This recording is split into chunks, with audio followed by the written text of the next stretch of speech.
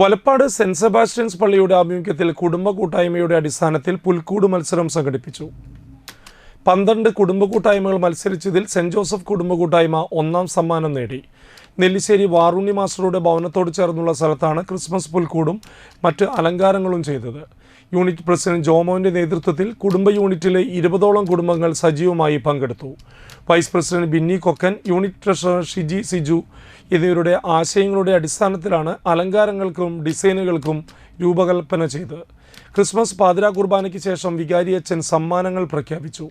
പുൽക്കൂട് നിർമ്മാണത്തിൽ സഹകരിച്ച നെല്ലിശ്ശേരി വാറുണ്ണി മാസ്റ്റർ മകൻ ആന്റണി, ജോപ്പൻ, അഭിനവ് ശ്രേയസ്, മിനീത, സുരേഷ്, ജോൺ മിനി ദമ്പതികൾ, തോമസ് കരിയാറ്റിൽ, മർത്ത എന്നിവരെയും പ്രത്യേകം അനുമോദിച്ചു.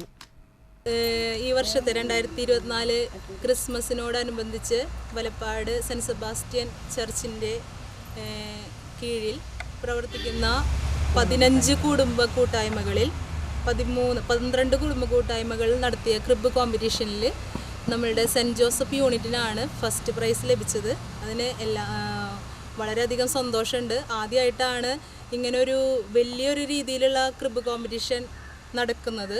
അത് ക്രിസ്മസിൻ്റെ തലേദിവസം വരെ എല്ലാവരും ഇവിടെ ക്രിസ്മസ് ഈവ് ശരിക്കും ഇവിടെയായിരുന്നു, ഈ വീട്ടിലായിരുന്നു, ഈ ക്രിബിനോട് ചേർന്നായിരുന്നു എല്ലാവരും ആഘോഷിച്ചത്. അതിൻ്റെ പിന്നിൽ ഇത്രയും നല്ലൊരു പുൽക്കൂട് നിർമ്മിക്കാൻ വേണ്ടിയിട്ട് പ്രവർത്തിച്ച ഒരുപാട് പേരുണ്ട്.